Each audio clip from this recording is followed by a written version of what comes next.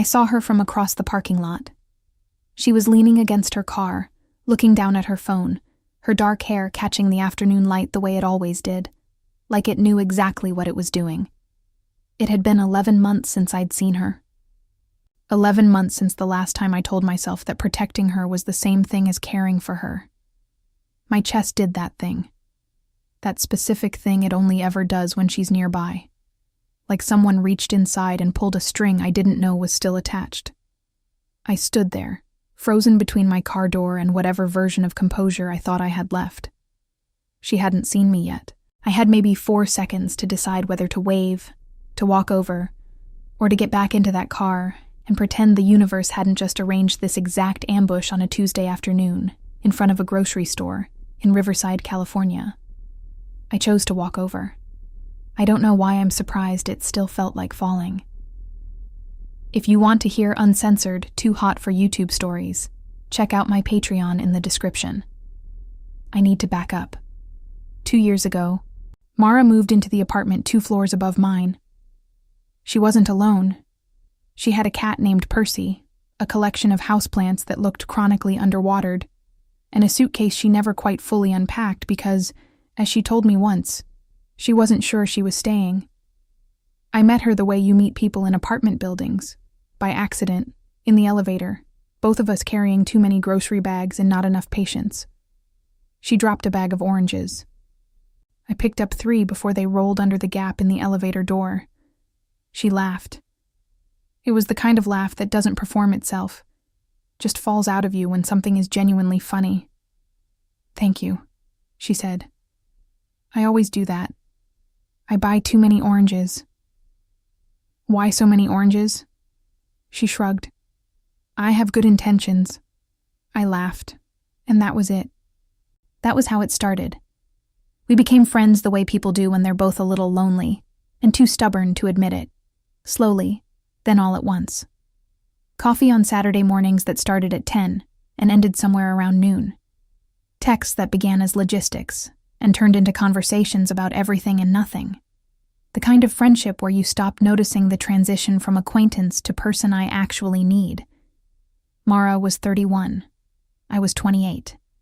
She worked in tech support and had a dry humor that took people by surprise because she looked, on the surface, like someone who was very serious about everything. She was serious about some things. Her plants, her cat, the particular way she liked her coffee. But she was also the funniest person I'd ever spent a Saturday morning with, and I don't think she always knew that about herself. I did, I noticed. That was the first mistake I made, paying attention. The second one was deciding, somewhere around the 3rd month, that Mara was clearly going through something she wasn't ready to talk about. Her lease was month to month. She worked odd hours. She had friends who would text but rarely visit. She was fine. She was functioning. She was capable. But there was something underneath the capability that looked like someone who'd had a very hard year and hadn't quite processed it yet. I didn't ask questions. I just stayed. I brought her soup when she mentioned she wasn't feeling well. I helped her repot a plant that had given up on life. I listened when she wanted to talk, and I didn't push when she didn't. I was, by most definitions, a very good friend. I told myself that's what it was. Friendship. Care. The natural thing to do when you like someone and they're struggling and you happen to live 2 floors below them.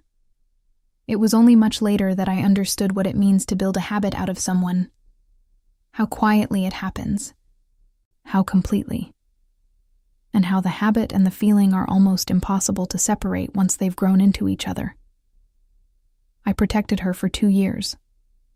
I convinced myself that was enough, that being needed was the same as being close, that being steady was the same as being whole. And then she asked me a question I couldn't forget, and I understood that I had been wrong about almost everything. It didn't happen in one moment. That's the thing nobody tells you. You think there will be a moment, a single, clear, undeniable thing that shifts the axis.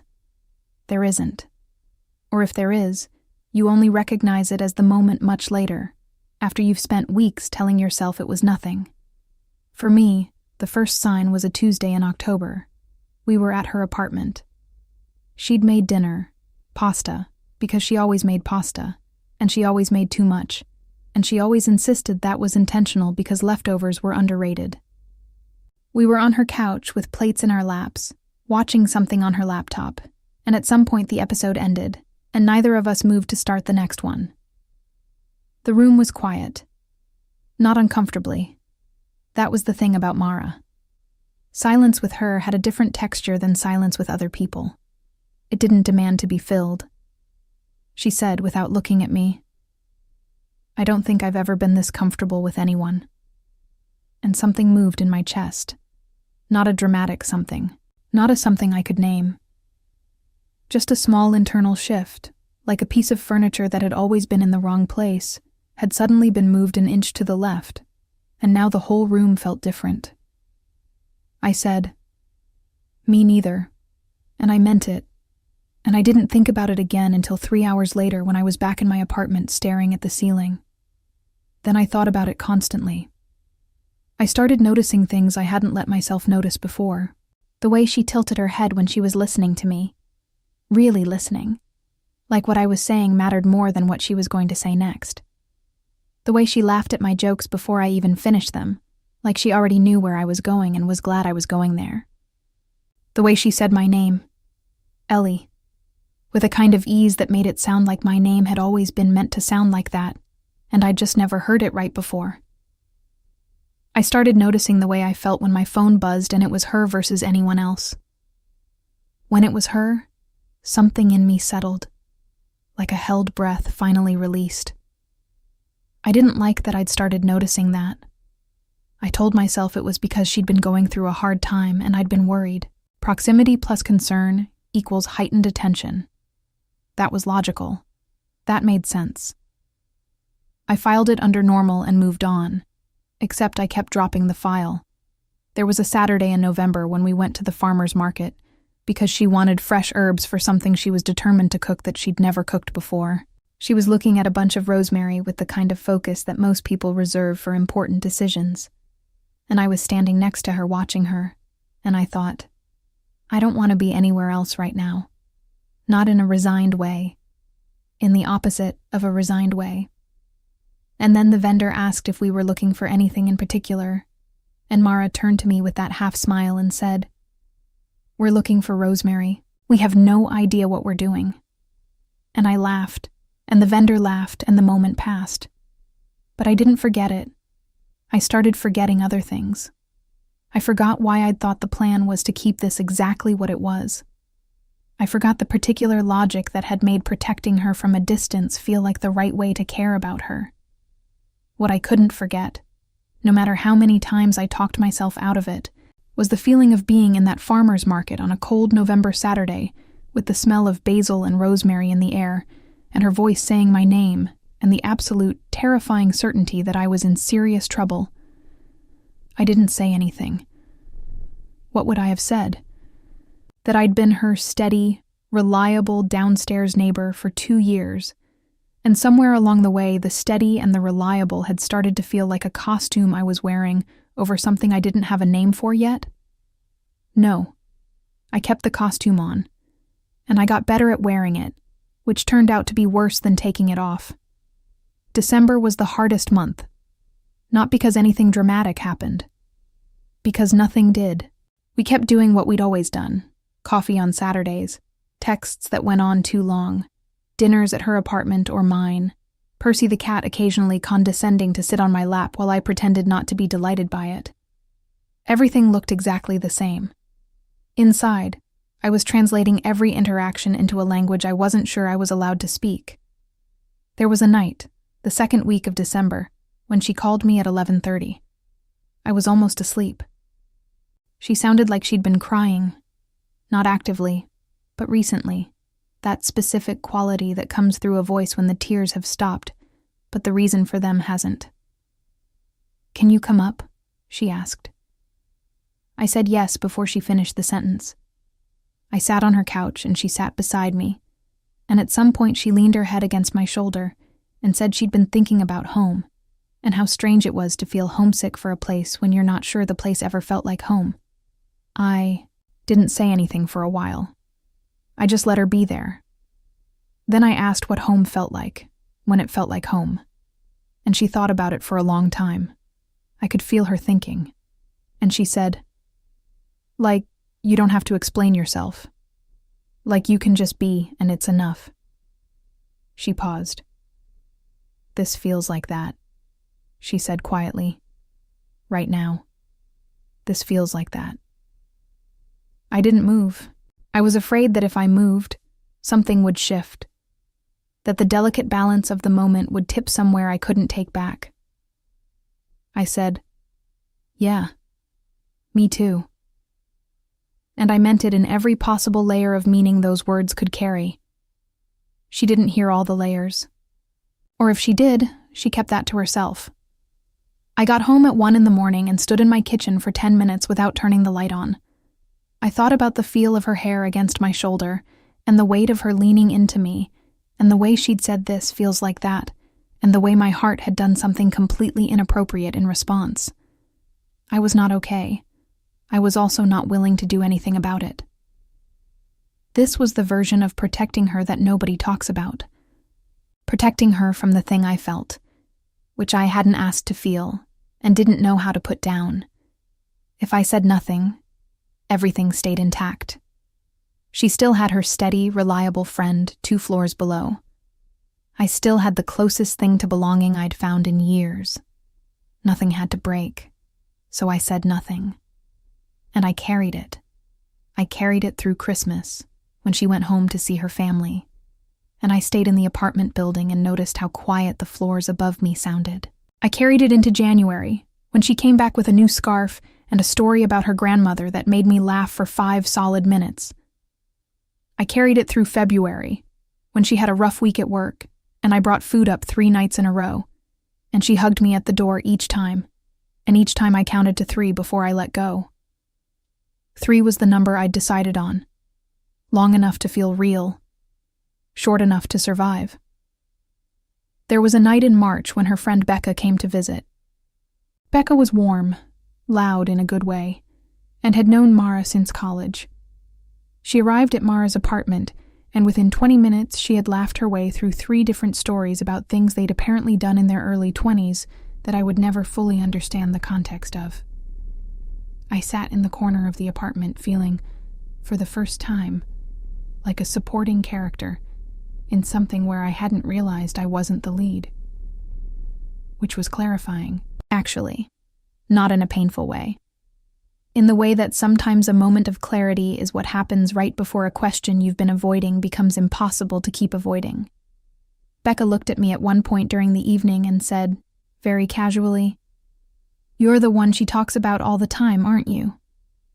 It wasn't really a question. I said, "I hope the things she says are flattering." Becca smiled. Not a regular smile. A smile that carried something behind it. She says you're the reason she stayed. The room didn't change. The conversation moved on. Mara was already laughing at something else. But I turned that sentence over for weeks. She stayed. 2 years of month-to-month leases, and she'd stayed. I started to wonder what would have happened if I'd said something earlier. If I'd been honest earlier. If the protection I'd been so carefully offering had been, in some way, protecting the wrong thing. I didn't let myself follow that thought all the way to the end. Not yet.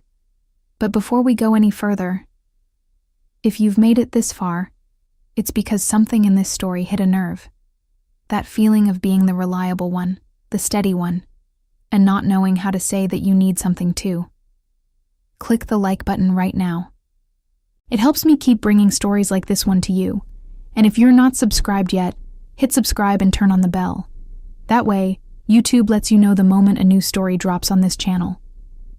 Now tell me in the comments, have you ever protected someone so carefully that you forgot to protect yourself? What did that cost you? Type it out. I read every single one. And tell me, what city are you watching from? I'll heart every answer. Now, let's go back to Ellie and Mara. The question came on a Sunday in April. We were in my apartment this time. She'd come down to borrow something, I don't even remember what. And somehow we'd ended up on my kitchen floor eating takeout because neither of us had the energy for the table, and the floor was warm, and that was enough. We'd been talking for hours. The kind of talking that moves through a dozen different topics without any of them feeling like transitions. Just one long, wandering conversation that was really about nothing, and somehow also about everything. At some point, Mara got quiet. That kind of quiet I recognized. The collecting herself kind. Then she looked at me. Not a casual look, but the one she reserved for when she was about to say something she'd been sitting on for a while. And she asked, "Ellie, what do you actually want? Like, in your life? What are you building toward?" I laughed a little. That's a big question for a Sunday night. "I know," she said, "but I've been thinking about it. For myself. And then I started wondering about you, and I realized I don't actually know the answer." I looked down at my takeout container. It was a normal question. People ask each other that. What do you want? What are you working toward? What does the future look like? Except sitting there on my kitchen floor with her, with the lamp on and Percy somewhere in the background and 2 years of every small, honest moment between us sitting right there in the room with us. I couldn't answer it the way I would have answered it from anyone else, because the answer was her, not just her. But she was in it. She was the part I'd been trying not to look at directly for months, the way you can't look directly at a light source without it hurting. I wanted the mornings. I wanted the farmer's market and the pasta and the couch and the silence that doesn't need to be filled. I wanted to be the person she thought of when she thought of staying. I wanted to say her name with the same ease she said mine. I wanted to stop counting to 3. I said, "I don't know yet," which was the truest incomplete answer I'd ever given anyone. She looked at me for a long moment. Something moved across her face. Not quite a question, not quite a recognition, but something in between, like she was reading a sentence and waiting for the rest of it. Then she said very quietly, "I think you do know. I think you've known for a while." The room went completely still. "Mara," I started. "You don't have to say it," she said. "I'm not asking you to say it right now. I just..."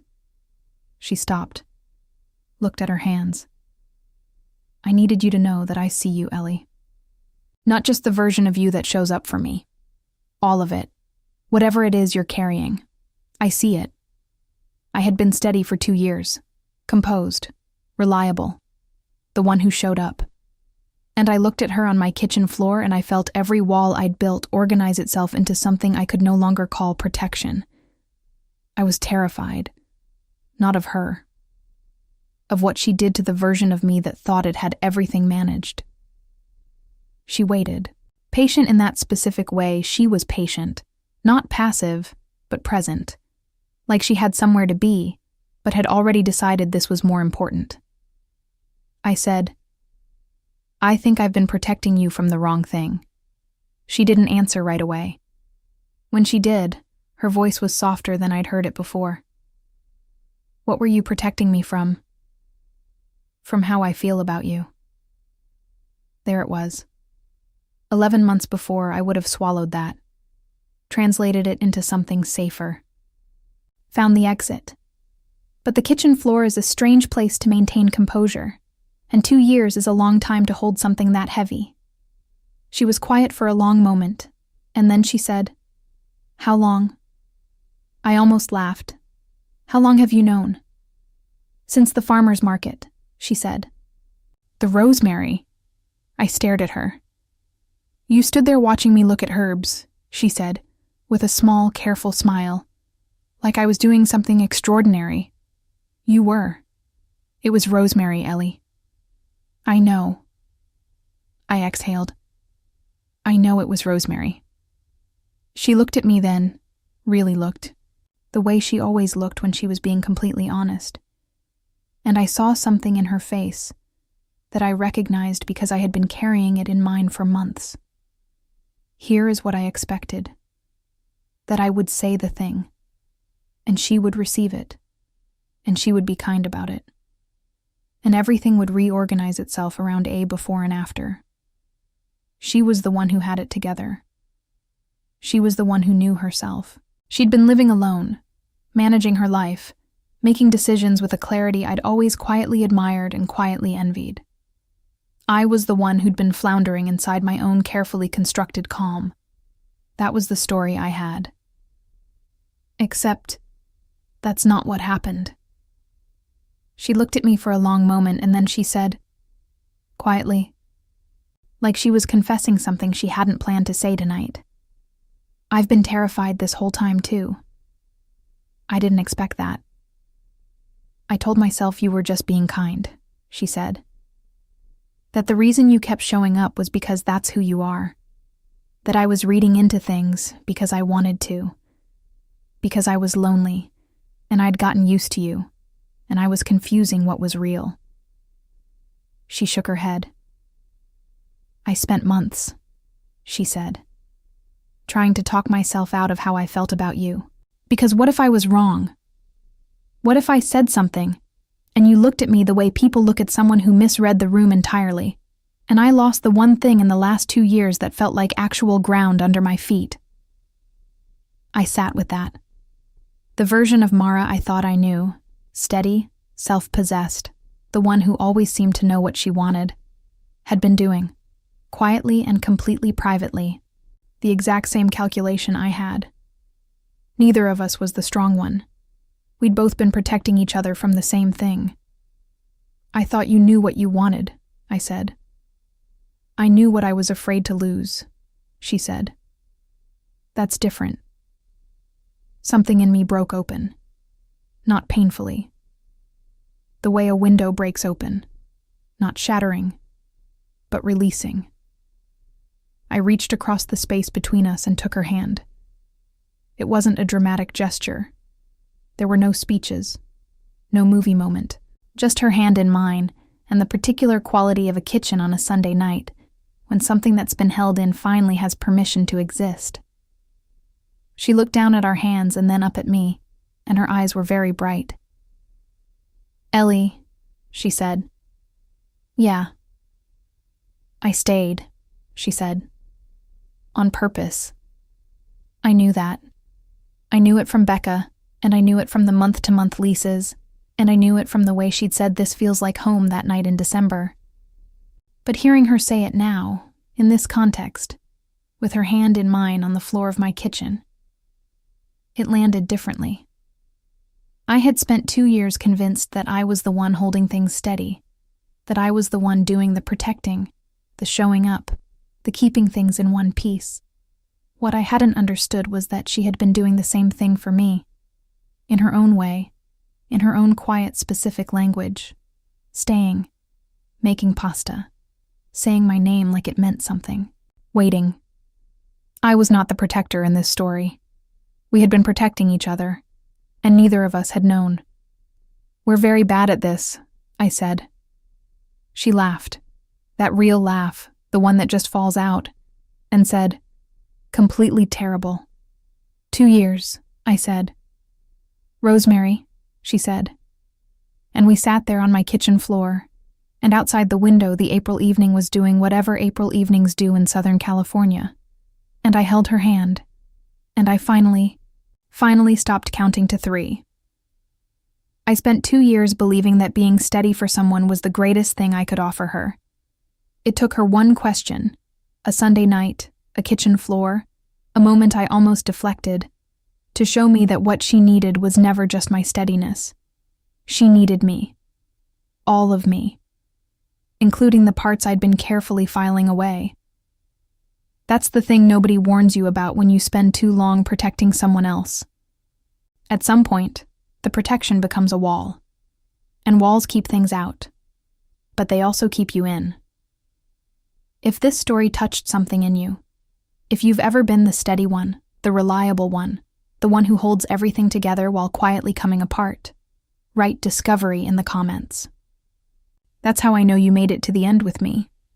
And if you want another story that goes somewhere real, somewhere that feels less like fiction and more like the truth you didn't know you needed to hear, click on the video appearing on your screen right now. Take care of yourself. And let someone take care of you too. Until next time. If you want to hear uncensored, too hot for YouTube stories, check out my Patreon in the description.